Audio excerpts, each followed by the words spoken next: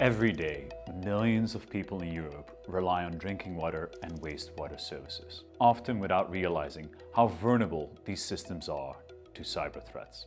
Behind the scenes, many of these utilities are under pressure, not just from aging infrastructure or new regulations, but from attackers who see them as both essential and easy targets. At Virtual Roots, we wanted to understand just how serious this problem is and what can be done about it. That's why we launched this research project on securing critical infrastructure with a particular focus on the water sector. We published a report entitled Under Pressure: Securing Europe's Resource-Constrained Critical Infrastructure.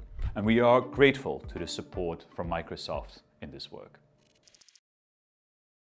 Critical infrastructure isn't just a technical challenge, it's public interest. Making sure essential services like water, energy, and healthcare are secure is critical to protecting nations and their public well-being. At Microsoft, we regularly partner with governments, industry, and civil society to understand cybersecurity risks and develop policy solutions. Our goal is to create a shared understanding of where risks exist and to develop innovative policy proposals to manage those risks. This report made it clear that drinking water and wastewater sectors need more attention moving forward.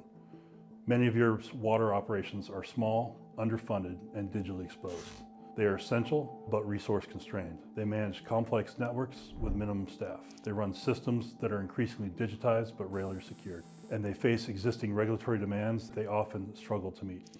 The EU has introduced important cybersecurity rules, like the NIS2 directive, that now apply to both drinking water and wastewater services. But these rules will only improve security if the organizations on the front lines have the capacity to implement them. This is where the gap lies. To understand the challenge, we need to separate two sectors that are often grouped together: drinking water and wastewater.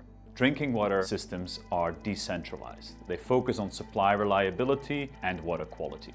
Wastewater sectors are more interconnected and manage environmental risks, from industrial discharge to storm overflows. Both rely heavily on industrial control systems. Both are increasingly dependent on digital technologies, and both are being targeted.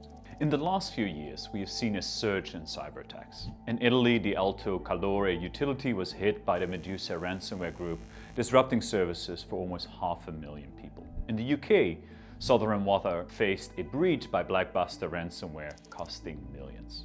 In Portugal, Porto's water utility was knocked offline by Lockbit, another prominent ransomware group. In many of these cases, attackers don't even need to touch operational systems to cause damage. Taking out billing or monitoring platforms is enough to cause significant disruptions. But improving cybersecurity is also about policy coordination. We recommend 4 key policy actions. First is the launch of an EU Water Cyber Hygiene Accelerator program. This will provide dedicated funding and expert support to help small utilities implement essential safeguards like multi-factor authentication, patching, and secure access, learning from effective models in healthcare and US municipality cybersecurity. Second, establish a European Water Sector ISAC. A sector-specific information sharing center would give operators a trusted space to exchange threat intelligence, share mitigation strategies, and coordinate during incidents, something the sector still lacks at an EU level. Third, integrate cyber risk into environmental and public health governance. Cyber attacks on water infrastructure can trigger chemical spills, contamination, and service failures. Yet these risks are rarely accounted for in environmental and health planning. We recommend updating EU frameworks to reflect this growing threat. Fourth, use political tools to deter malicious activity. Despite a rise in cyber attacks on water infrastructure, the EU has yet to respond diplomatically to any of them.